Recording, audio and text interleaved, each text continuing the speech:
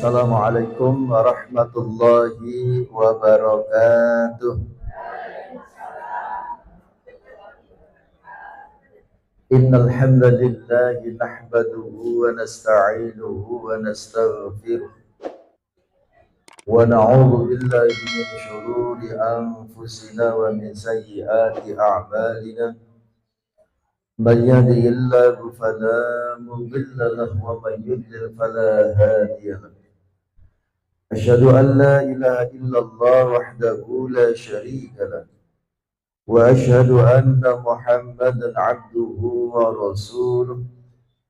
اللهم صل وسلم وبارك على نبينا محمد وعلى آله وصحبه أجمعين أما بعد. Ibu yang dirahmati Allah, mari kita buka terlebih dahulu majelis kita dengan bersama-sama baca basmalah. Bismillahirrahmanirrahim. Bagaimana kabarnya ibu-ibu? Sehat? Kolesterol aman? Biasanya setelah Idul Adha itu ada naik ya. Ya, pada keringgingan.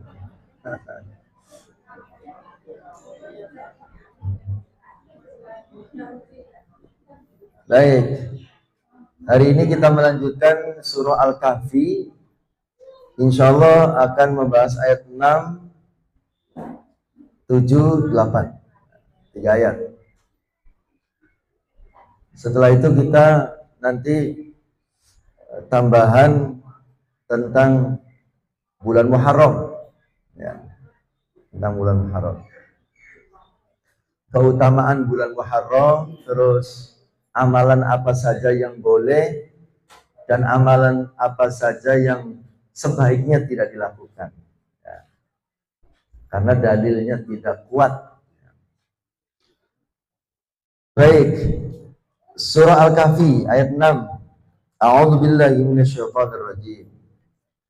Fala'allaka bakhi'un nafsaka ala atharihim illam yu'minu bihadzal hadithi asafa.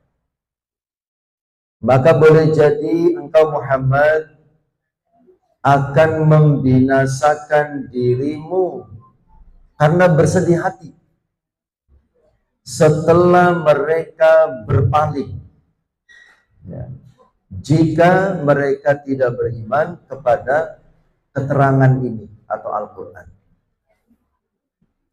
Ayat ini turun sebagai hiburan untuk menghibur Kanjeng Nabi, ya, hiburan dari Allah untuk menghibur Kanjeng Nabi. Kenapa? Karena beliau sangat menginginkan kaumnya beriman, ya. Kanjeng Nabi saking cintanya kepada umat manusia, ya, Kanjeng Nabi sangat berharap orang yang didakwainya mau mengikuti dakwahnya, mau beriman kepada apa yang disampaikannya, beriman pada Allah, beriman kepada Al-Quran. Tetapi ya, ternyata banyak yang menolak, ya. Jadi ketika di periode Mekah itu ya, banyak yang menolak dakwah Kanjeng Nabi. Kaum musyrikin banyak yang tidak mau mengikuti ajakan Kanjeng Nabi. Kan surat Al-Kahfi ini kan turunnya di Mekah, ya, Makkiyah. Jadi Kanjeng Nabi ketika berdakwah sangat berharap, sangat menginginkan agar kaum musyrikin yang ada di Mekah itu mau beriman kepada Allah, mengikuti ajakan Rasulullah SAW. Tapi ternyata mereka banyak yang menolak, sampai Nabi bersedih. Ya mungkin sama seperti kita ya, saking cintanya, sayangnya kita kepada orang-orang dekat kita, apakah anak-anak kita, keluarga kita, saudara kita, tetangga, teman, saking cintanya kita kepada mereka, Kita tidak ingin mereka tersesat hidupnya. Kita tidak ingin mereka jauh dari syariat. Akhirnya kita tidak bosan-bosannya mengajak mereka. Ayo mbak ngaji, dan seterusnya. Tapi ternyata banyak yang menolak seumpamanya. Kita kadang-kadang sedih. Sedihnya bukan karena mereka membenci ajakan kita, tapi sedihnya karena mereka tetap berada dalam situasi yang tidak baik, padahal kita menginginkan dia menjadi lebih baik. Nabi bersedih, tetapi kemudian Allah Subhanahu wa Ta'ala dengan ayat ini mengingatkan bahwa tugas seorang Rasul hanyalah menyampaikan. Masalah hidayah iman itu ada di tangan Allah Subhanahu wa Ta'ala. Ya. Dalam ayat yang lain Allah juga memberikan hiburan kepada kanjeng Nabi. Fala tadhhab nafsuka 'alaihim hasarat. Dalam surah Fatir ayat 8. Maka janganlah engkau Muhammad membiarkan dirimu binasa karena kesedihan terhadap mereka. Dalam An-Nahl ayat 127, wala tahzan 'alaihim. Janganlah engkau bersedih hati terhadap mereka. Tugas seorang Rasul, kalau kita berarti tugas seorang dai itu hanyalah menyampaikan, hanyalah mengajak, hanyalah mengingatkan. Ya. Kalau yang diajak, yang diingatkan, kok tidak mau, ya, itu kita tidak perlu bersedih berlebihan. Itu faktor hidayah dari Allah Subhanahu wa Ta'ala. Nah, pelajaran untuk panjenengan, untuk ibu-ibu diantaranya ini. Seringkali seorang ibu sudah berusaha mendidik anaknya dengan baik. Nah, saya yakin panjenengan semua mendidik anak-anak dengan baik. Mengajak mereka sholat, mengajak mereka mengaji, mengajak mereka berakhlak mulia. Namun terkadang anak belum sesuai harapan. Kadang-kadang begitu, Bu, ya. Kadang-kadang belum sesuai harapan.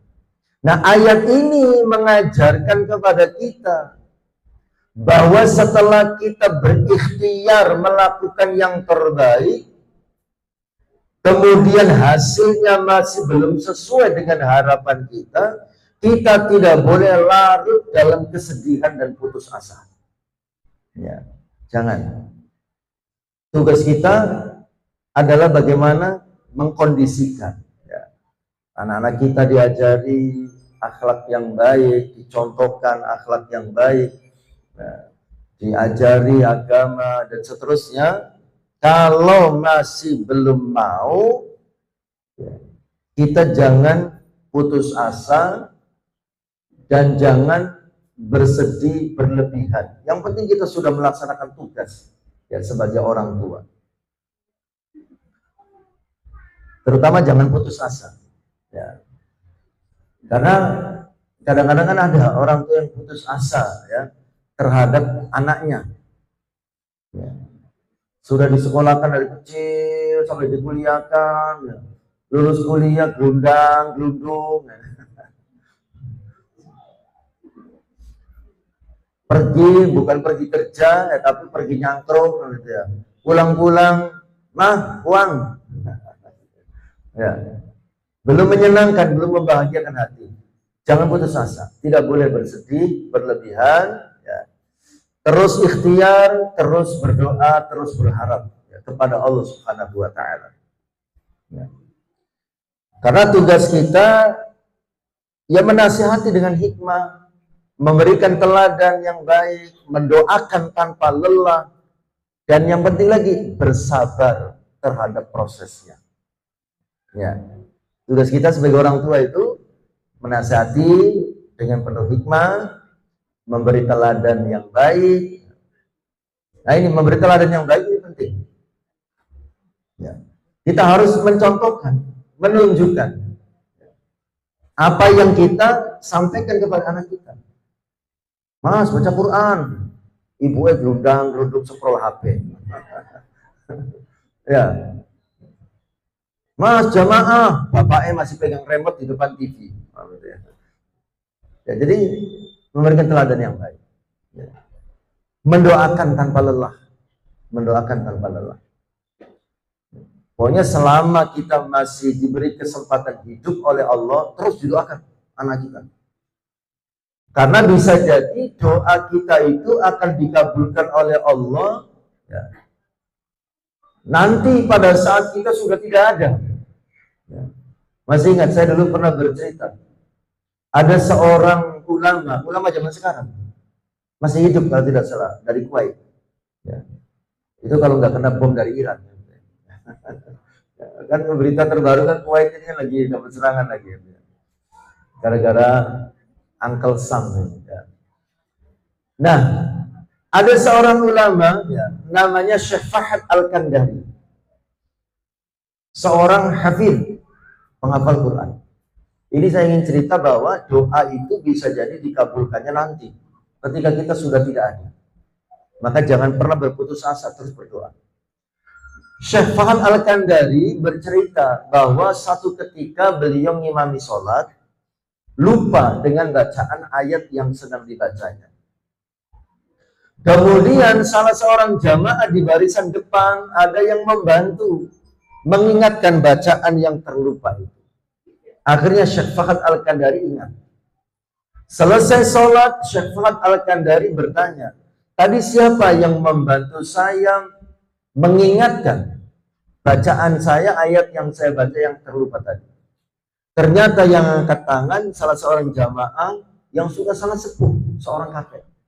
Saya, Syekh. Loh, kakek yang mengingatkan saya tadi? Iya, Syekh. Kakek hafal Al-Quran? Alhamdulillah saya hafal, Syekh. Ya. Nah, kemudian Syekhnya ya berbahasa basi lah, tapi dari bahasa basi itu ya, mendapatkan hikmah luar biasa. Pasti kakek hafal dari kecil ya? Ah, begitu ya. Ternyata jawabannya apa? Tidak. Justru saya baru mulai belajar membaca Al-Quran, baru belajar membaca, belum menghafal. Ketika usia pensiun. Ya, sama dengan jenengan. Oh enggak ya, jenengan dari kecil ya? Oh, jenengan dari kecil kelihatan wajahnya ini. Wajah-wajah ahli ngaji. Ya. Nah, kakek itu mengatakan, saya baru belajar baca Al-Quran itu ketika pensiun. Ya. Nah, terus apa rahasianya, Kek? Baru belajar baca ketika usia pensiun, kok sampai bisa hafal 30 juz? Nah, ini rahasianya. Kakak itu bercerita, saya berhusnudzon kepada Allah, berprasangka baik kepada Allah bahwa yang menyebabkan saya diberikan kemudahan dalam belajar dan menghafal Al-Quran itu karena doa-doa kedua orang tua saya. Loh, maksudnya gimana? Prosesnya bagaimana? Kata Syekh Fahad Al-Kandari kepada kakek itu. Ceritanya begini, Syekh. Orang tua saya itu, kedua orang tua saya, ayah dan ibu saya itu, semenjak saya kecil, ya, itu sudah mendoakan saya agar saya menjadi penghafal Al-Quran. Dari saya kecil. Ya. Saya tahunya karena orang tua saya sering menyampaikannya kepada saya. Nah, Bapak Ibu tidak pernah bosan mendoakan kamu agar kamu menjadi penghafal Al-Quran. Sering disampaikan begitu. Ya. Qadarullah, takdir Allah, kakak itu bercerita. Tapi saya dari kecil tidak suka pelajaran agama. Jangankan menghafal Al-Quran, pelajaran agama saya nggak suka. Saya lebih suka pelajaran umum, ilmu umum, bagaimana caranya biar bisa cepat dapat kerja. Tapi luar biasanya kedua orang tua saya melihat saya seperti itu, tidak suka dengan pelajaran agama. Kedua orang tua saya tidak putus asa. Tetap terus berdoa, mendoakan saya. Dan masih sering menyampaikannya kepada saya. Pokoknya Bapak Ibu tidak pernah bosan mendoakan kamu. Kamu nanti menjadi penghafal Al-Quran. Ya. Sampai orang tuanya meninggal. Anak itu ya, sudah dewasa, sudah rumah tangga, sudah bekerja, masih belum senang dengan Al-Quran. Setelah pensiun, baru ikut pengajian. Nah, saat ikut pengajian, nanya ke Ustaz, saya baru ikut pengajian, baru belajar agama. Sebaiknya saya mulai dari mana? Nah, Ustaznya nanya, kakek sudah bisa baca Al-Quran? Belum. Ya sudah. Di samping kakek tetap sholat dan belajar ilmu tentang sholat, ya, kakek belajar baca Al-Quran. Nah, ketika Ustaz itu menyampaikan kepada saya agar saya belajar baca Al-Quran, saya teringat kedua orang tua saya, almarhum, yang semenjak saya kecil tidak pernah berhenti dan tidak pernah bosan berdoa mendoakan saya agar menjadi penghafal Al-Quran. Akhirnya saya bersemangat belajar baca Al-Quran. Qadarullah, Allah memberikan saya kemudahan. Setelah bisa membaca Al-Quran, saya mulai belajar menghafal. Qadarullah, Allah memberikan saya kemudahan. Akhirnya sampai hafal 30 juz. Kesimpulannya kata kakek itu, saya husnudzon. Ini buah dari doa-doa kedua orang tua saya. Nah, jadi ibu yang dirahmati Allah, jenengan pengennya anaknya menjadi apa? Menjadi seperti apa, terus didoakan, jangan pernah berhenti. Dan sekali waktu sampaikan harapan jenengan itu kepada anak jenengan. Ya, seperti kakek itu mengalaminya. Orang tuanya sering mengatakan, nah, Bapak Ibu tidak pernah bosan mendoakan kamu agar kamu nanti menjadi penghafal Al-Quran. Ya, jenengan pun bisa begitu. Pengennya jenengan apa? Terhadap putra putri jenengan, doakan, kemudian sekali waktu sampaikan. Ya. Sekalipun anak jenengan saat ini apa yang dilakukannya nggak nyambung dengan harapan jenengan, kan begitu ya. Jenengan pengennya apa gitu ya, ternyata anak jenengan aktivitasnya nggak nyambung dengan yang jenengan harapkan. Nggak apa-apa. Yang penting yang jenengan harapkan itu kan sesuatu yang baik, ya, sesuatu yang tidak melanggar syariat. Terus didoakan. Kembali lagi ya. Tugas kita sebagai orang tua menasihati dengan hikmah, memberi teladan yang baik, mendoakan tanpa lelah, ya. Kemudian bersabar terhadap prosesnya. Ya. Sabar. Sabar itu maknanya bukan diam. Sabar itu maknanya bukan mundur. Sabar itu maknanya bukan menyerah. Tapi sabar itu maknanya adalah bertahan. Jadi namanya sabar itu maknanya apa? Bertahan. Bertahan dalam proses ikhtiar yang sedang dilakukan. Ya, bertahan. Ya. Never give up. Nah, kan begitu ya? Gak pernah menyerah. Ya, bertahan dalam proses yang sedang dilakukannya itu. Nah, bagaimana hasilnya? Kita nggak usah mikir. Biar kita itu tidak ada beban dalam menjalani proses apapun, jangan dibebani dengan hasil, karena hasil itu urusan Allah Subhanahu wa Ta'ala. Ya. Finishing touch, nah begitu ya istilahnya kan ya. Sentuhan akhir itu urusan Allah Subhanahu wa Ta'ala. Biarkan Allah yang menentukan yang terbaik. Tugas kita sabar dalam menjalani prosesnya. Ya. Kembali lagi ya ke ayat ini. Jadi ayat 6 Surah Al-Kahfi ini ya hiburan dari Allah kepada Rasulullah agar Rasulullah tidak terlalu bersedih ya. Melihat respon masyarakat, respon umat terhadap dakwah beliau ya. Tugas beliau hanya mengajak, tugas beliau hanya menyampaikan. Masalah mau dan tidak mau itu urusan hidayah Allah Subhanahu wa Ta'ala. Kita pun begitu. Di dalam mendidik anak-anak kita, lakukan dengan penuh keseriusan, dengan penuh kesungguhan, ya. Tapi tanpa harus terbebani dengan hasilnya. Tugas kita bersabar dalam prosesnya terus. Ya. Tapi Allah sudah berjanji, Innallaha la yudhi'u ajral muhsinin. Sesungguhnya Allah tidak akan menyia-nyiakan pahala orang yang melakukan kebaikan. Ya. Tidak ada yang sia-sia. Atas kesungguhan kita dalam melakukan kebaikan. Ya. Apakah kebaikan itu ya bisa bentuknya ibadah, bisa bentuk nasihat, dalam mendidik anak-anak dan seterusnya. Ya. Nah, ini ada contoh yang konkret ya. Ada seorang ibu yang sudah memasukkan anaknya ke pesantren, membiayai pendidikan agama, selalu mengingatkan masalah sholat.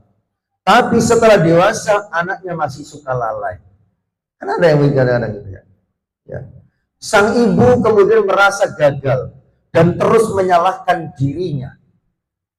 Nah, itu tidak perlu begitu. Ya. Ayat ini mengajarkan bahwa selama ibu itu telah menjalankan kewajibannya dengan sungguh-sungguh, jangan sampai kesedihan itu menghancurkan dirinya. Jangan sampai. Kita sudah berikhtiar maksimal mendidik anak-anak kita dengan baik dan benar, sesuai dengan tuntunan syariat. Lah kok kejadiannya belum sesuai dengan harapan kita? Ya. Jangan bersedih berlebihan yang akhirnya membuat hancur diri kita. Nah, punten ya, banyak orang tua yang sakit-sakitan ya. Itu bukan karena apa? Karena banyak mikirin anak. Ya kan begitu ya. Ya Allah, jantung langsung sep begitu ya. Mendapat kabar anaknya ngapain kan begitu. Ya.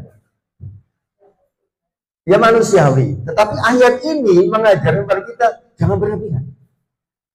Karena kan sudah ada contohnya dalam sejarah. Jangankan kita, Nabi saja ada yang anaknya kan durhaka kepada Allah. Ya. Nabi siapa Bu? Nabi Nuh. Nabi saja ya, ada yang istrinya tidak taat.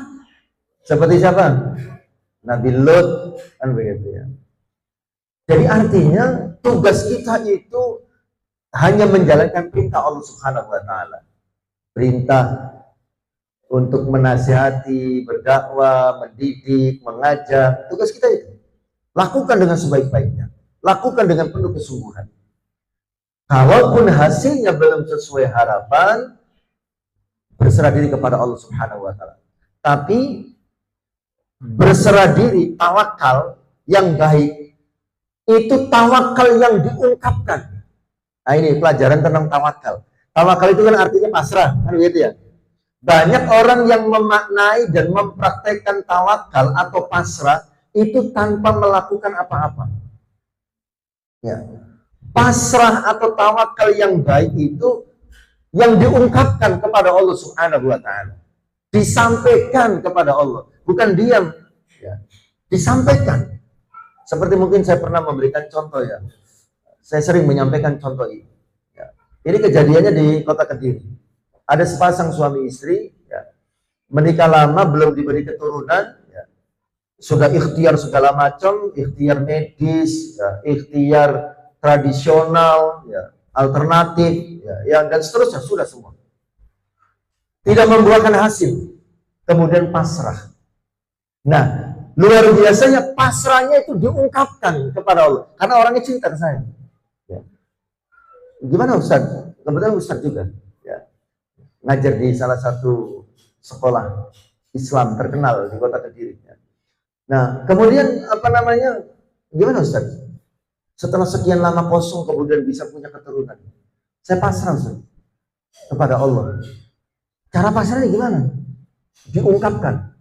Jadi suami istri itu menyampaikan kepada Allah, ya Allah, kami ridho, kami rela, kami ikhlas dengan takdir yang panjenengan tentukan untuk kami. Kalau menurut panjenengan, kami memang tidak pantas diberi keturunan, kami ridho ya Allah, kami terima, rela, ikhlas. Kalau itu yang terbaik menurut panjenengan. Tetapi kalau menurut panjenengan kami ini pantas diberi amanah keturunan, kami siap menjalankan amanah itu. Doanya begitu. Kepasrahannya seperti itu. Ya. Pertama terima dulu dengan takdir. Ya. Karena salah satu cara agar doa kita dikabulkan ya, itu adalah dengan menerima takdir. Ya. Apa yang terjadi pada diri kita saat ini kita terima dulu. Ya. Seperti sepasang suami istri itu.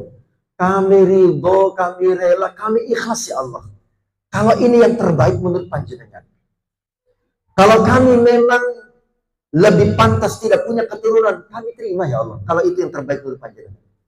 Tetapi kalau menurut panjenengan kami masih pantas diberi amanah, kami siap menjalankan amanah itu. Nah itu, ini namanya kepasrahan yang diungkapkan. Qadarullah. Tidak lama setelah itu istrinya hamil. Sekarang sudah punya anak 2 atau 3. Ya. Itu ya, tawakal yang benar itu, tawakal yang diungkapkan. Jangan diam. Ya. Ya sekalipun Allah Maha tahu lah isi hati kita gitu ya. Tapi Allah itu sangat suka ketika hambanya itu meminta. Ya. Allah sangat suka ketika hambanya itu memohon kepadanya. Ya. Dikasih sakit, terima dulu. Jangan menggerutu. Ya Allah, jangan kok tega sama saya. Udah uang gak punya, badan pada sakit, suami gak pulang-pulang, kejam sekali jenengan sama saya. Jangan. Terima dulu takdir yang Allah berikan kepada kita saat ini. Ya Allah, saya ridho, saya rela, saya ikhlas diberi penyakit sama panjenengan. Ya, kalau ini memang yang terbaik menurut panjenengan.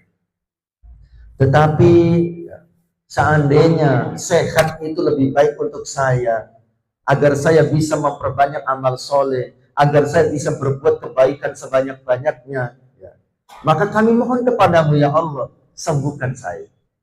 Nah itu namanya pasrah yang diungkapkan.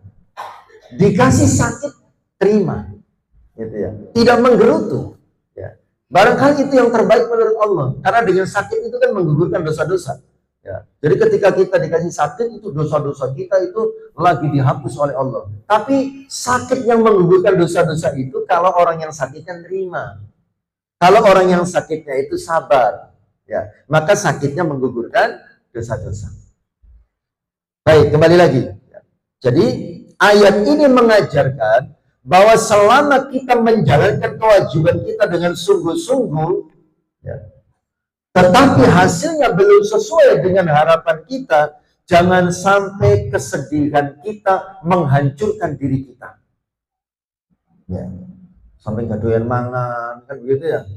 Jangan, biasa saja. Ya, ya tetap makan. Karena dengan tetap makan, kita tetap sehat, kita tetap bisa melakukan banyak kebaikan. Ya. Teruslah berdoa, teruslah berharap. Karena banyak orang yang mendapatkan hidayah setelah berjalannya waktu sekian lama. Ya. Jadi jangan pernah bosan, doakan. Ya. Siapapun dalam kehidupan kita yang kita ajak menjadi baik, tapi belum baik, didoakan. Didoakan.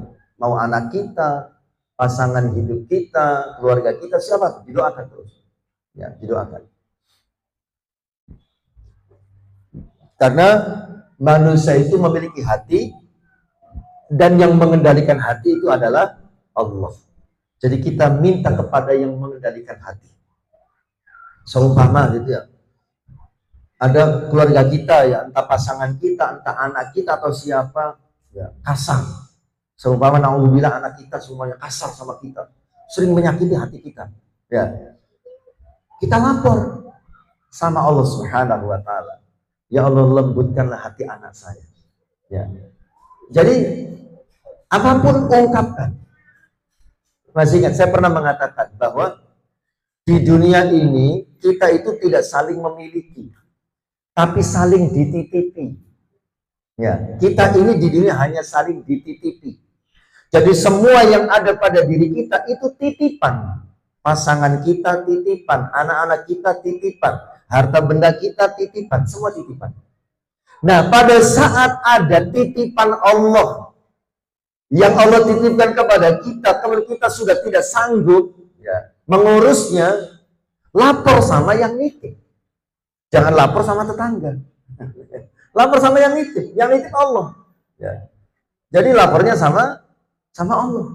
Seperti jenengan dititipi apa gitu ya sama teman jenengan, binatang peliharaan semuanya.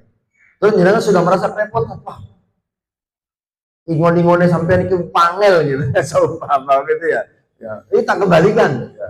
Oh jangan, sama jenengan aja. Ya sudah, saya dibantu. Kalau pengen tetap saya yang ngurus, tolong saya dibantu.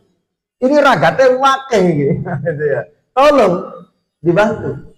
Sama ketika titipan Allah yang Allah titipkan kepada kita, kalau kita sudah tidak sanggup mengurusnya, lapor sama yang itu. Ya. Seumpama pasangan hidup kita seumpama, ya Allah, tambah tua kok tambah angel tuturane. Aku kembalikan dia kepadamu ya Allah.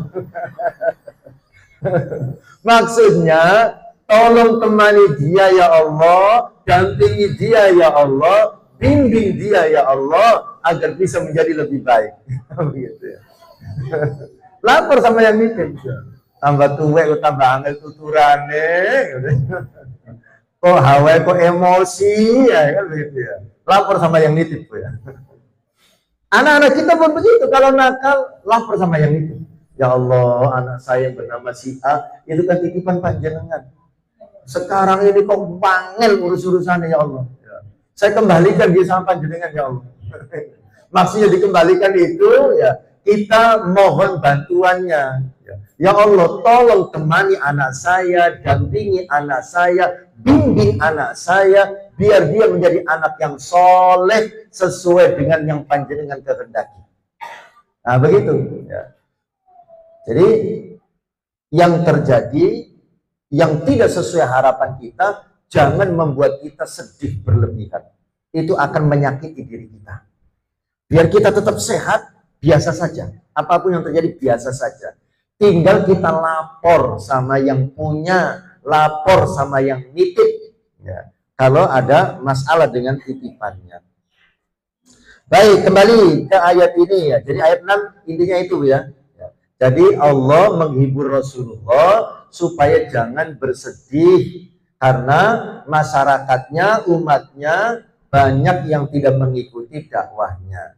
Sama dengan kita, ya, ketika apa yang sudah kita lakukan belum sesuai hasilnya dengan yang kita harapkan, jangan bersedih, ya, tetap berikhtiar, tetap terus berharap, tetap terus berdoa kepada Allah Subhanahu wa Ta'ala. Ayat 7. Inna ja'alna ma'alal ardi zinatan laha linabluwahum ayyuhum ahsanu amala. Sesungguhnya kami telah menjadikan apa yang ada di bumi sebagai perhiasan baginya, agar kami menguji mereka siapa di antara mereka yang paling baik amalnya. Dalam ayat ini Allah memberitahukan bahwa Allah menjadikan dunia ini seluruhnya, seluruh keindahan yang ada di dunia ini adalah perhiasan dan sarana ujian. Rumah yang mewah, kendaraan yang bagus, jabatan yang tinggi, kecantikan, harta, bisnis, medsos, dan segala kenikmatan dunia itu bukan tujuan hidup, itu hanya alat untuk menguji kita. Ya. Semua yang ada ini adalah alat Allah, ya, alat dari Allah untuk menguji kita. Semua ini adalah ujian. Yang dinilai oleh Allah itu bukan siapa yang paling kaya, bukan siapa yang paling terkenal, tetapi apa kata Allah? Ayyuhum ahsanu amala. Siapa yang paling baik amalnya. Ya.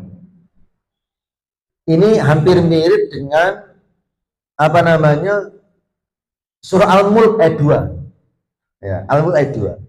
Allazi khalaqal mauta wal hayata liyabluwakum ayyukum ahsanu amala. Allah yang menciptakan, ada kematian, ada kehidupan. Kematian itu simbol sesuatu yang tidak enak, kehidupan itu simbol sesuatu yang enak.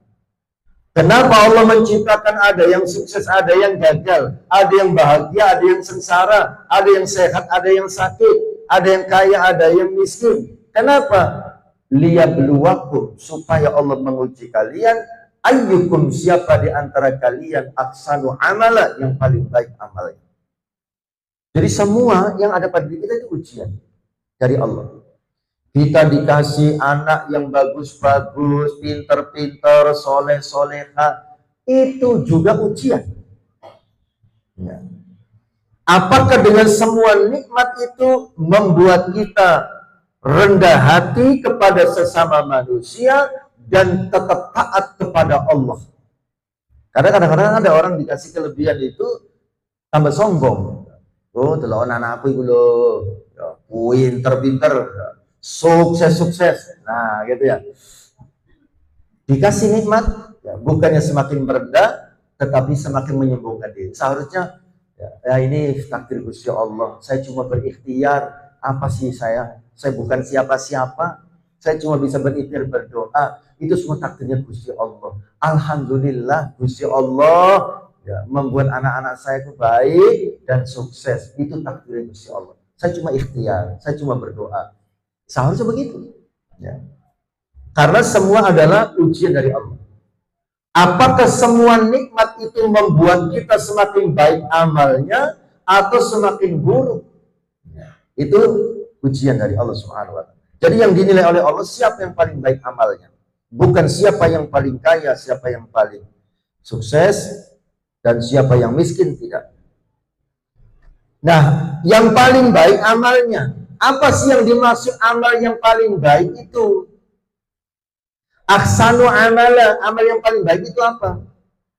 Fudail bin Iyad, salah seorang ulama mengatakan, ahsanu amala, amal yang paling baik itu adalah amal yang memenuhi syarat diterimanya amal. Amal yang memenuhi syarat diterimanya amal. Syarat diterimanya amal itu dua. Amal itu dilakukan ikhlas karena Allah, yang pertama. Yang kedua, amal itu dikerjakan sesuai tuntunan Rasulullah. Itu namanya ahsanu amala. Jadi amal yang paling baik itu amal yang paling ikhlas niatnya dan benar caranya. Simpelnya begitu. Jadi ahsanu amala, amal yang paling baik itu amal yang ikhlas dalam niatnya dan benar dalam caranya.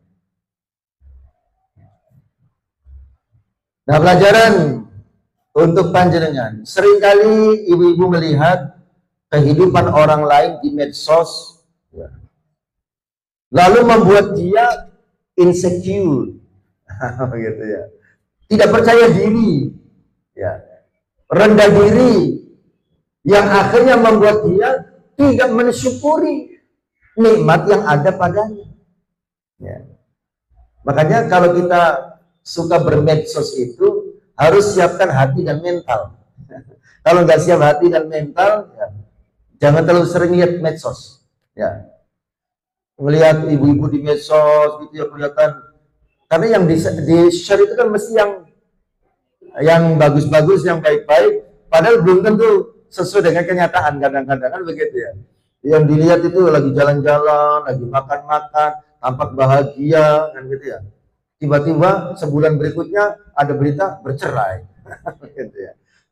Nah, kadang-kadang kita yang tidak siap mental melihat kehidupan orang lain yang kelihatan wah, kelihatan tampak sempurna, membuat kita akhirnya tidak mensyukuri apa yang ada.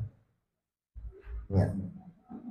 Padahal Allah tidak bertanya kepada kita seberapa besar rumah kita. Allah tidak bertanya seberapa mahal perhiasan kita.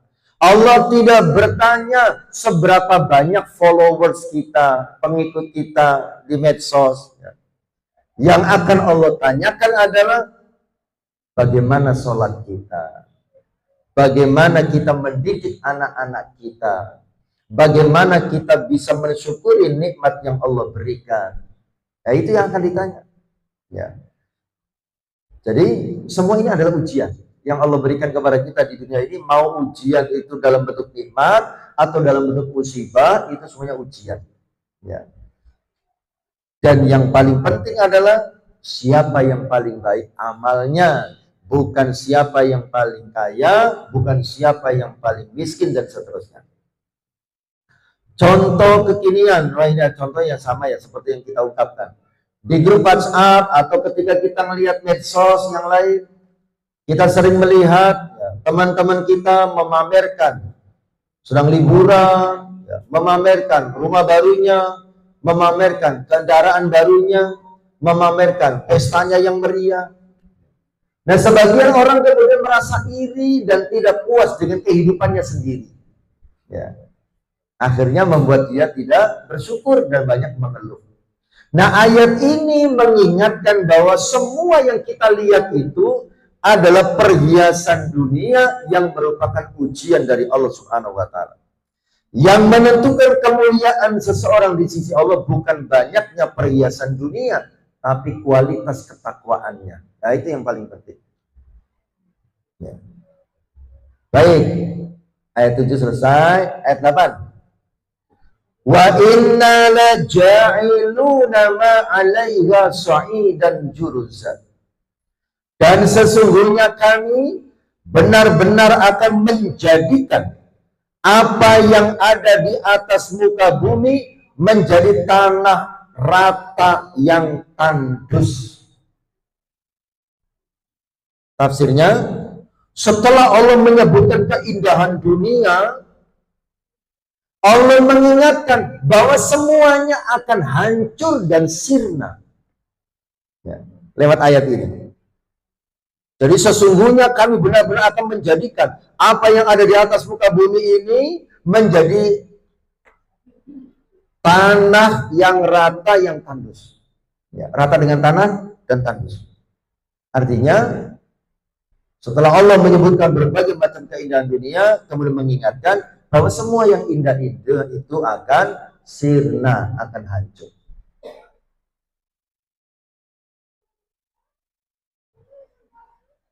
Makanya di dalam rumah tangga itu kan Allah mengatakan kita dibekali oleh Allah mawaddah warahmah. Itu bekal dari Allah agar rumah tangga itu sakinah. Jadi sebetulnya ucapan mudah-mudahan rumah tangganya sakinah, mawaddah warahmah itu kurang pas. Ya.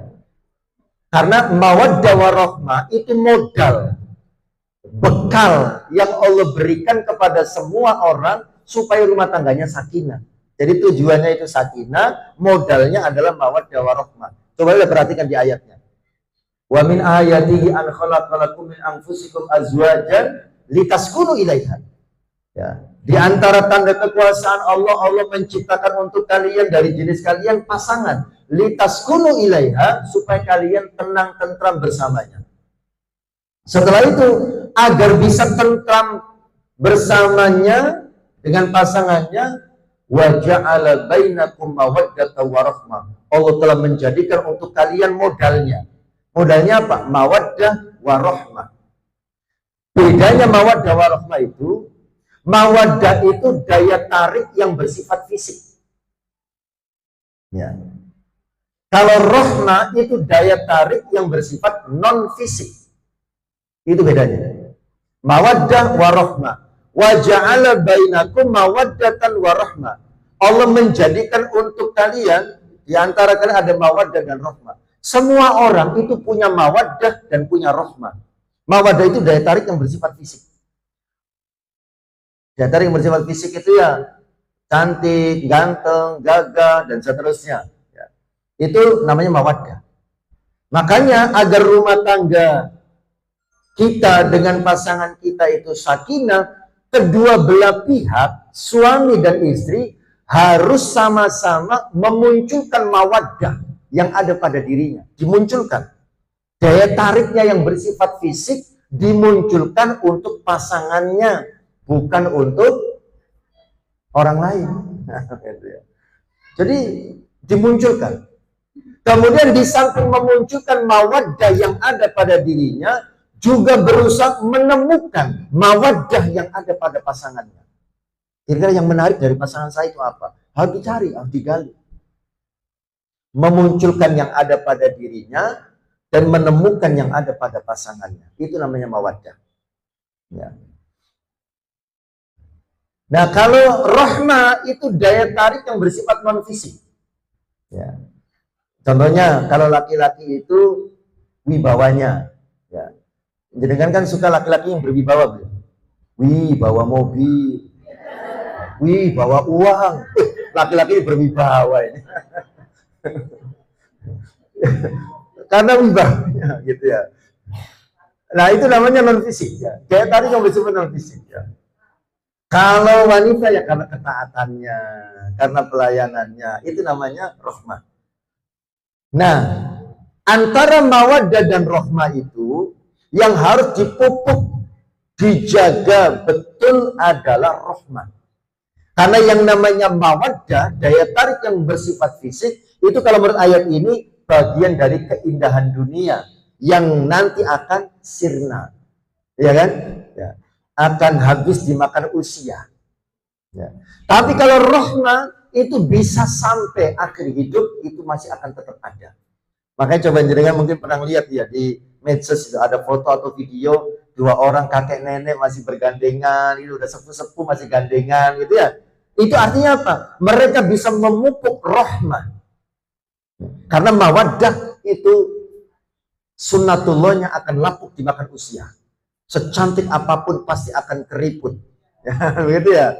Seganteng apapun pasti akan peot, gitu ya. Tapi kalau rohmah itu bisa tetap dijaga. Maka yang paling penting itu rohmah. Ya. Nah, justru ujiannya kebanyakan orang sudah tidak memperhatikan fisik, tapi rohmahnya juga hilang. Kan banyak gegeran, berantem, itu berarti kehilangan rohmah. Ya, sudah tua bercerai, ngapunten gitu ya. Ada yang sudah tua bercerai gitu ya, gegeran, itu berarti kehilangan rohmah. Maka dijaga itu rohmah. Ya. Karena mawaddah itu akan lapuk dimakan usia. Ya tetap dijaga semampunya, tapi harus siap tetap tidak bisa menghindari ya, ketuaan. Ya. Tua itu tidak bisa dihindari. Ya. Makanya kita harus berdamai dengan ketuaan kita. Berdamai dengan usia tua, harus siap ya. Baik, jadi kembali lagi ayat nomor 8 ini ya. Setelah Allah menyebutkan tentang keindahan dunia, Allah mengingatkan bahwa semuanya itu akan sirna. Rumah akan hancur, kebun akan kering, harta akan ditinggal, kecantikan akan pudar, jabatan akan berakhir. Jadi dunia yang tampak indah pada hari ini, pada akhirnya nanti akan menjadi tanah yang tandus, yang tidak memiliki keindahan lagi.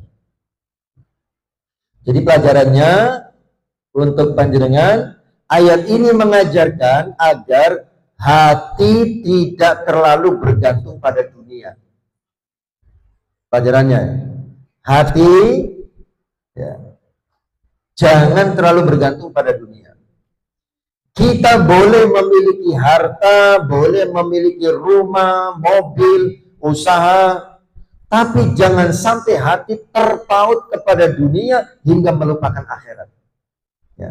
Jangan sampai semua yang kita miliki membuat kita lupa kepada akhirat.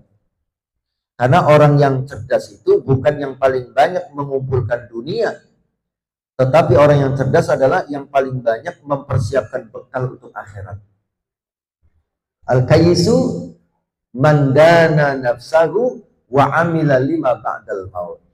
Orang yang cerdas itu orang yang bisa mengendalikan dirinya, mengendalikan hawa nafsunya, dan beramal sebagai bekal untuk akhirat.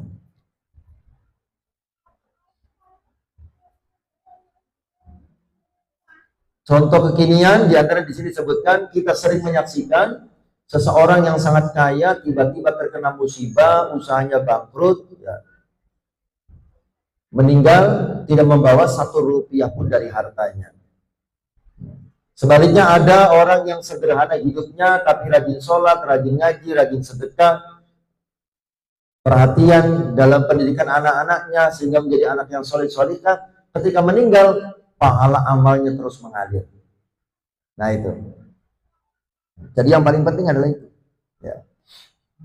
Bagaimana kita berusaha agar fasilitas yang Allah berikan kepada kita di dunia ini sebagai alat, sebagai sarana untuk kebahagiaan di akhirat. Ya, dikasih badan sehat, dikasih uang banyak, dikasih waktu longgar, digunakan mencari bekal untuk akhirat. Itu yang paling penting. Karena semua yang indah-indah, yang nikmat-nikmat di dunia tidak akan ada yang dibawa mati. Semua ditinggal. Ya. Maka mumpung kita masih hidup, semua fasilitas yang Allah berikan ini gunakan untuk bekal mencari akhirat. Ad-dunya mazra'atun lil akhirah. Dunia itu ladang untuk akhirat. Dunia ini tempatnya menanam, bukan memanen. Manennya nanti di akhirat. Tanamkan terus kebaikan, ya. Tanamkan terus ibadah, ya. Nanti panennya di akhirat. Terakhir, ya. Nanti setelah ini kita bahas tentang Muharram. Ya. Kesimpulan dari ayat 6 sampai ayat 8. Jadi dari ayat 6 sampai ayat 8 ini kita belajar tentang 3 pelajaran besar. Ada 3 pelajaran besar dari ayat 6 sampai ayat 8 ini. Satu pelajarannya, jangan sedih berlebihan karena manusia tidak berubah. Maksudnya tadi itu ya. Orang-orang di dekat kita dakwai tapi tidak mau berubah, ya. Itu jangan membuat kita sedih berlebihan, ya. Jangan sedih berlebihan karena manusia tidak berubah. Manusia tidak berubah maksudnya orang yang kita dakwai atau orang yang menjadi tanggung jawab kita. Kita wajib berdakwah, penjelasannya nomor 1 kita wajib berdakwah, wajib mendidik, wajib menasehati, tapi kita harus ingat hidayah itu milik Allah. Ya.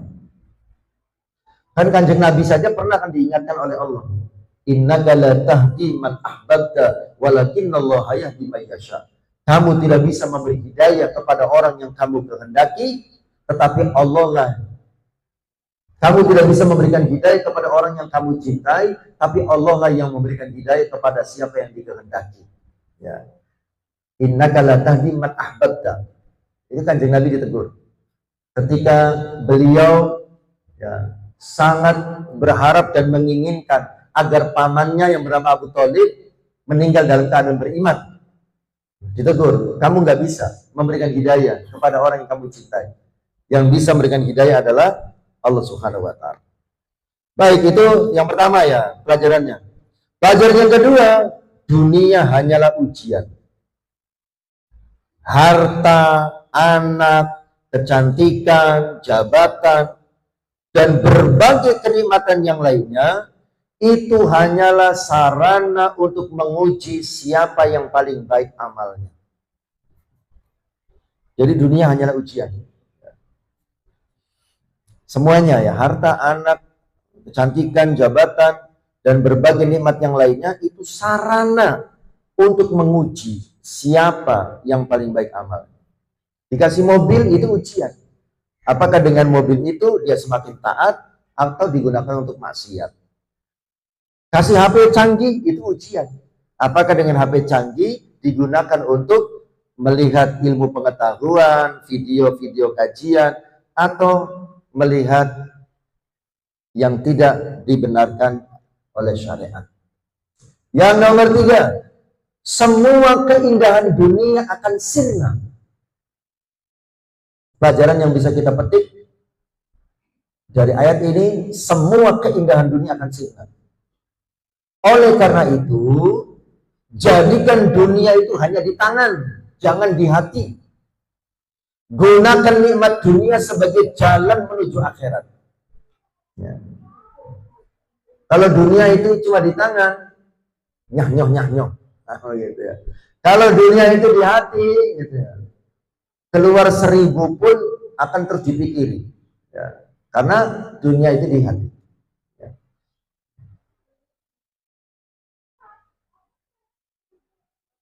Jadi bagi seorang ibu muslimah, kesuksesan terbesar bukanlah memiliki rumah paling mewah atau perhiasan yang paling mahal, ya.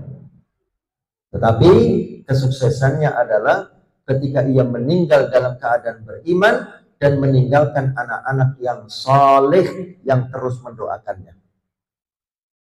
Jadi kesuksesan seorang wanita muslimah ya, bukanlah memiliki rumah yang paling mewah atau perhiasan yang paling mahal, tetapi kesuksesan sejatinya adalah dia meninggal dalam keadaan beriman dan meninggalkan anak keturunannya soleh dan solihah. Yaitu yang paling penting untuk diperhatikan. Baik, sekarang kita akan bahas tentang Muharram.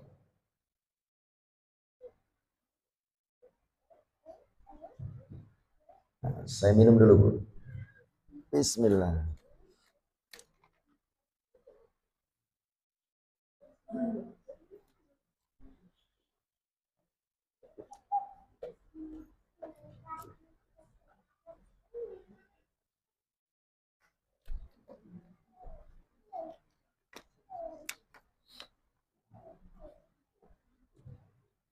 Ini majelis yang kedua hari ini. Hari ini saya ada 5. Ya. Tadi subuh di Al-Ikhlas Katang. Terus jam 8 di sini. Nanti Jumatan di kantor pajak. Habis asar di Tamanan di rumahnya Bu Yuli. Habis Isya di Al-Masruhi. Nah, nanti malam di Al-Masruhi habis Isya. Baik, sekarang kita akan bahas tentang Muharram. Keutamaan bulan Muharram dan amal yang dianjurkan berdasarkan dalil sahih. Jadi judulnya itu ya, keutamaan bulan Muharram dan amalan yang dianjurkan berdasarkan dalil-dalil yang sahih. Keutamaan bulan Muharram, pertama, Muharram adalah salah satu bulan haram yang dimuliakan oleh Allah. Muharram adalah salah satu bulan haram. Jadi bulan haram itu kan ada 4 ya. Seperti yang Allah firmankan dalam surah At-Taubah ayat 36. Inna iddatasy syuhuri 'indallahi 12 syahran fi kitabillahi yauma khalaqas samawati wal ardh minha arba'atun hurum. Bilangan bulan di sisi Allah itu ada 12 bulan. Ya. Sudah menjadi ketetapan Allah, ditetapkan saat diciptakannya langit dan bumi. Di antara 12 bulan ada 4 bulan haram. 4 bulan haram itu disebutkan oleh Rasulullah yang 3 berurutan. Dzulqa'dah, Dzulhijjah, Muharram. Dan yang keempatnya Rajab. 4 bulan ini dinamakan bulan haram ya. Ini karena terkait dengan pelaksanaan ibadah haji dan umrah. Jadi saya baca dalam tafsir surat At-Taubah ayat 36 tadi bahwa syariat haji itu kan sudah ada sejak zaman Nabi Ibrahim. Ya, sebelum Islam datang, syariat haji itu sudah ada. Sehingga orang Arab itu sebelum Islam datang, ya, itu sudah biasa mereka itu menjalankan ibadah haji, tapi dengan cara lama. Setelah Islam datang disempurnakan, diperbaiki.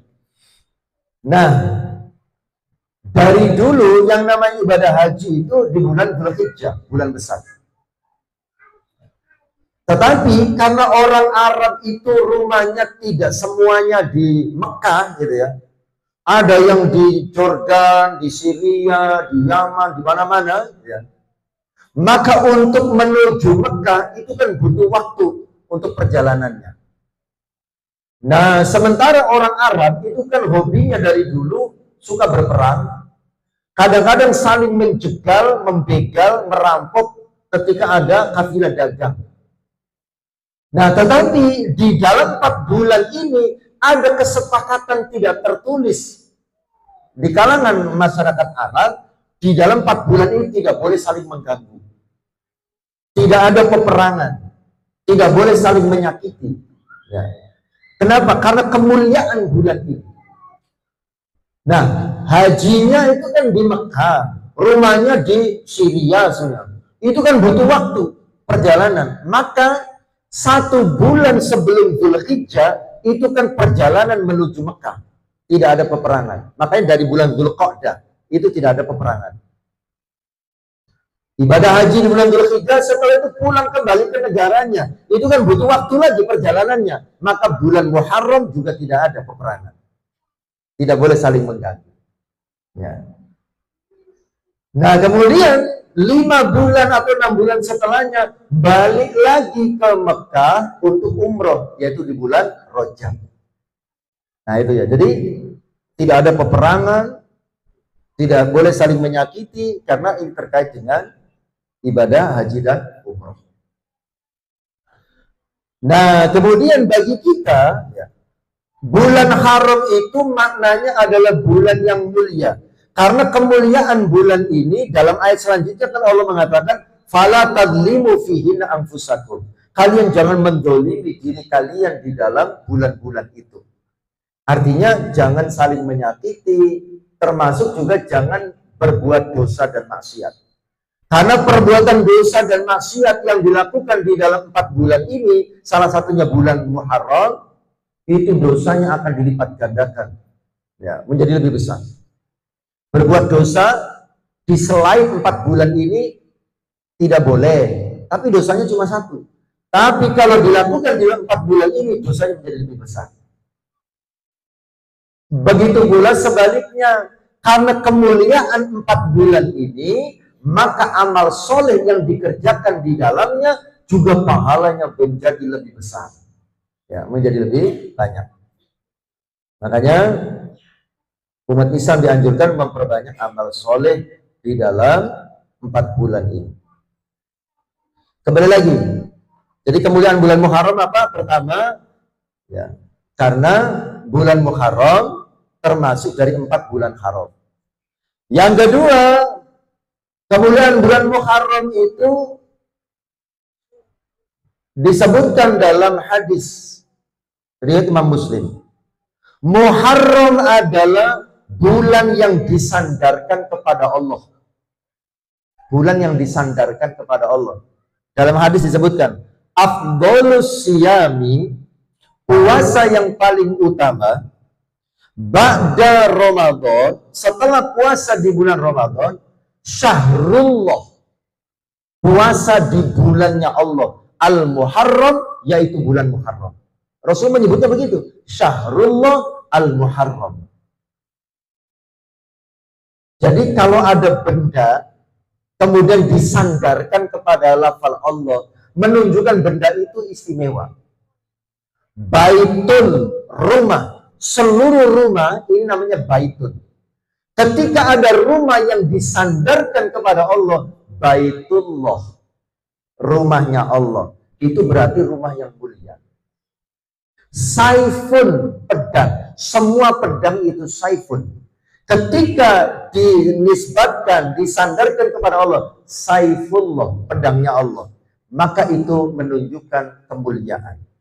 Begitu pula hanya bulan, syahrullah, berarti bulannya Allah. Ini menunjukkan merupakan sesuatu yang mulia di sisi Allah.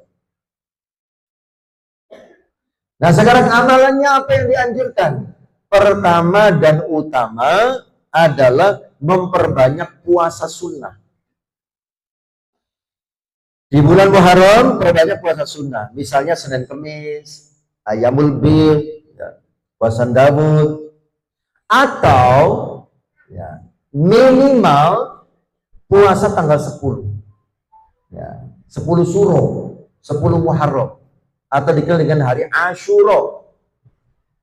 Dan Rasulullah menyampaikan, memotivasi kepada kita bahwa puasa Asyura itu dapat menghapus dosa setahun yang lalu. Hadis riwayat Imam Muslim. Ya.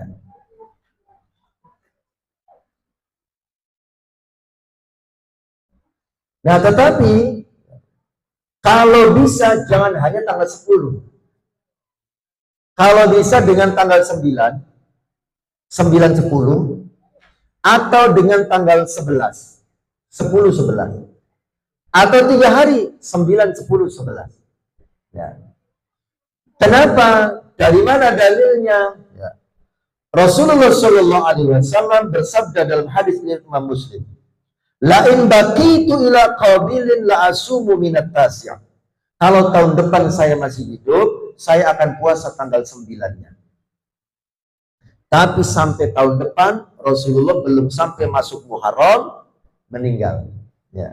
Sehingga disimpulkan oleh para ulama, kalau bisa puasanya jangan hanya tanggal 10, tapi juga dengan tanggal 9 atau dengan tanggal 11. Kenapa? Supaya ada bedanya dengan orang Yahudi dan Nasrani.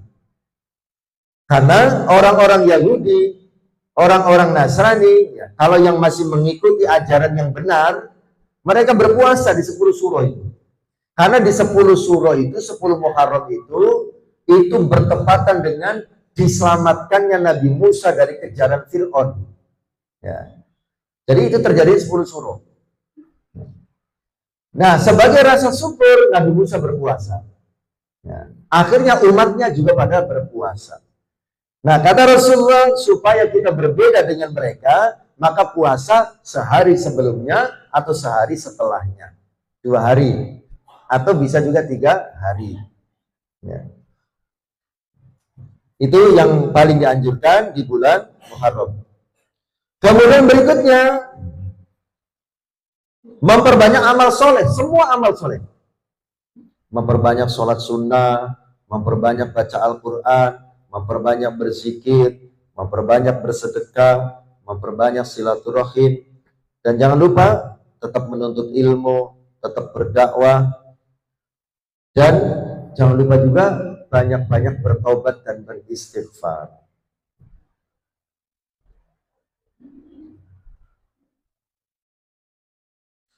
Nah, kemudian berikutnya, amalan yang tidak memiliki dalil sahih khusus Muharram yang banyak dilakukan oleh masyarakat. Ya. Lalu bagaimana hukumnya ketika menjalankannya? Kan begitu. Jadi kita jangan langsung berpikir, wah tidak ada dalilnya, berarti haram. Tidak selalu begitu. Perlu dipahami dulu ya, diperhatikan. Ini memang tidak ada dalil khusus tentang amalan ini. Satu apa? Sholat khusus awal tahun Hijriah. Sholat khusus malam tahun baru Hijriah. Zikir khusus malam 1 Syuro, 1 Muharram. Itu tidak ada dalil khususnya. Doa akhir tahun dan awal tahun yang diyakini sebagai sunnah Nabi, itu tidak ada dalil khususnya. Kenapa saya menyebutkan tidak ada dalil khususnya? Karena kalau dalil umum ada. Berdoa itu kan ada dalil umumnya. Perintah dari Allah berdoa. Dikhususkan di awal dan di akhir tahun itu tidak ada dalilnya. Gitu ya. Kalau berdoanya ada dalilnya. Ya. Bagaimana ketika ada orang berdoa di akhir tahun dan di awal tahun? Ya. Kalau dia melakukannya menggunakan dalil umum, maka boleh. Tapi kalau dia mengatakan ada sunnah dari Nabi, mengatakan sunnah dari Nabi, itu tidak boleh mengatakan itu, karena memang tidak ada. Lalu boleh nggak berdoanya? Ya boleh. Ya. Tapi tidak dengan keyakinan ini dicontohkan oleh Nabi, khusus dilakukan di awal dan di akhir tahun. Ya. Tidak boleh ada keyakinan itu. Ya. Kalau berdoanya boleh. Kan ada perintahnya berdoa itu. Ya. Ya. Berdoa supaya tahun depan bisa menjadi lebih baik, kan boleh. Ya. Berdoa, berharap. Ya. Tapi kemudian menyandarkan kepada Nabi, ya, itu tidak boleh karena tidak ada. Ya. Ini sunnah dari Nabi kalau akhir tahun kita berdoa. Ya. Tidak ada itu, pengkhususan itu tidak ada. Ya. Berdoanya boleh, ya. Karena memang dalil umumnya kan ada perintah berdoa. Ya. Berzikir boleh, gitu ya. Tapi menentukan tanggal 1 Muharram itu tidak ada itu pengkhususan itu. Ya. Silakan berzikir tanpa keyakinan ada keistimewaan khusus kalau dibaca di 1 Muharram. Ya. Jadi pakainya dalil umum saja. Kan dalilnya secara umum, amal ibadah yang dilakukan di bulan Muharram, pahalanya dilipat gandakan oleh Allah. Kan begitu ya? Itu kan dalil umumnya kan begitu. Pokoknya semua amal ibadah yang dikerjakan di bulan Muharram, itu pahalanya dilipat gandakan oleh Allah. Jadi semangat kita menggunakan dalil umum itu, bukan karena dalil khusus yang sebetulnya tidak ada kekhususan itu. Sangat dipahami ya? Ya. Jadi kalau ada orang melakukan, ya kita husnudzon saja, ya. Karena dia menggunakan dalil umum, ya. Karena dalil khusus tidak ada. Ya. Ya kita doakan saja, ya, supaya menjadi lebih baik. Kemudian perayaan tahun baru Hijriah sebagai ibadah khusus, tidak ada. Lalu kalau kita pawai ta'aruf anak-anak TPQ TPA, boleh selama itu dijadikan sebagai syiar Islam, ya, memberikan edukasi bahwa umat Islam itu punya kalender sendiri, ya, inilah tahun barunya umat Islam, yaitu tahun baru Hijriah, ya, sebagai syiar dan edukasi. Tapi kalau dikatakan sunnah dari Nabi, itu tidak ada, gitu ya. Jadi niatnya karena untuk syiar, ya, untuk edukasi. Ya. Kan jangan belum pernah kan baca hadis Nabi pawai ta'aruf bawa obor keliling kampung tanggal 1 Muharram, kan nggak ada. Gitu ya. Ya. Tapi sebagai syiar Islam, monggo, kan gitu ya. Apalagi ini yang mungkin masih ada yang melakukan mandi khusus, nah, dengan kembang 7 rupa di 7 sumur yang berbeda. Ya. Itu kan kadang-kadang kan di bulan Syuro itu ya. Ya. Ya. Diruat. Ya. Ya itu tidak ada itu. Ya. Ya. Jadi amalkan saja apa yang ada tanpa mengada-ada, ya. Amalkan saja apa yang ada, itu nggak kurang, banyak gitu ya, tanpa harus mengada-ada, ya. Ya sudah, yang ada saja dikerjakan, insya Allah, ya, itu akan mendatangkan pahala. Nggak usah mengada-ada, yang ada saja kadang-kadang kita belum bisa mengerjakan semuanya, kan begitu ya. Jadi nggak usah mengada-ada, ya. Yang ada saja. Baik, saya kira demikian. Mudah-mudahan yang dirahmati Allah. Jadi semua amal soleh silakan dikerjakan di bulan Muharram tanpa ada niat khusus, ada keistimewaan khusus di dalamnya. Seperti menyantuni anak yatim itu tidak ada penjelasan khusus di bulan Muharram, itu tidak ada. Anak yatim itu harus disantuni setiap hari, ya. Karena mereka itu kan makannya tidak setahun sekali, ya. Ya. Makannya tiap hari, butuh perhatian tiap hari. Kenapa jenengan kau melakukan di bulan Muharram? Lebih baik menggunakan dalil umum, karena ibadah yang dilakukan di bulan Muharram pahalanya dilipat gandakan oleh Allah. Kenapa menyantuninya di bulan Muharram? Karena di bulan Muharram pahala amal soleh dilipat gandakan oleh Allah. Kan boleh begitu, ya. Tapi jangan menentukan, tapi harus tanggal 10 Syuro. Jangan. Ya. Nggak ada itu. Ya. Nonton yang bisa disampaikan, mudah-mudahan ada manfaatnya. Kita akhiri dengan berdoa kepada Allah, dengan harapan kita semua senantiasa diberikan kesehatan oleh Allah Subhanahu wa Ta'ala, diberikan umur yang panjang dan barokah, dimudahkan segala urusannya, dicapaikan semua harapan, cita-cita dan keinginannya, dilunaskan utang-utangnya, anak-anaknya dijadikan sebagai anak-anak yang soleh dan solihah, yang sukses masa depannya, membanggakan dan membahagiakan hati orang tuanya, dan bisa mendoakan orang tuanya ketika meninggal nanti. Dan mudah-mudahan anak-anak kita yang sudah waktunya menikah cepat dipertemukan dengan jodohnya yang terbaik, dan kita semuanya diwafatkan dalam keadaan husnul khatimah. Bismillahirrahmanirrahim. Alhamdulillahirabbil alamin, hamdan syakirin, hamdan na'imin, hamdan yafi ni'amika fi mazida. Ya Rabbana lakal hamdu kama yanbaghi li jalali wajhikal karim wa 'azimi sultanik. Allahumma shalli Muhammadin salatan tasmu biha 'alal arzaq وتحسن بها لنا الأخلاق وعلى آله وصحبه وسلم يا أرحم الراحمين. ربنا ظلمنا أنفسنا وإن لم تغفر لنا وترحمنا لنكونن من الخاسرين وتب علينا يا مولانا إنك أنت التواب الرحيم. اللهم إنا نعوذ بك من الهم والحزن ونعوذ بك من العجز والكسل ونعوذ بك من الجبن والبخل ونعوذ بك من غلبة الدين وقهر الرجال يا حي يا قيوم برحمتك نستغيث. رب اشرح لنا صدرنا ويسر لنا أمورنا واحلل عقدة من لساننا يفقهوا قولنا. ربنا اغفر لنا ذنوبنا ولوالدينا وارحمهما كما ربيانا صغارا. ربنا هب لنا من أزواجنا وذرياتنا قرة أعين واجعلنا للمتقين إماما. ربنا لا تزغ قلوبنا بعد إذ هديتنا وهب لنا من لدنك رحمة إنك أنت الوهاب. ربنا آتنا في الدنيا حسنة وفي الآخرة حسنة وقنا عذاب النار وقنا عذاب النار وقنا عذاب النار وادخلنا الجنة مع الأبرار يا عزيز يا غفار يا رب العالمين. وصلى الله محمد النبي الأمي وعلى آله وصحبه وسلم. سبحان ربك رب العزة عما يصفون وسلام على المرسلين والحمد لله رب العالمين. السلام عليكم ورحمة الله وبركاته. حزن واهجر فؤادا توكل بجد بعزم.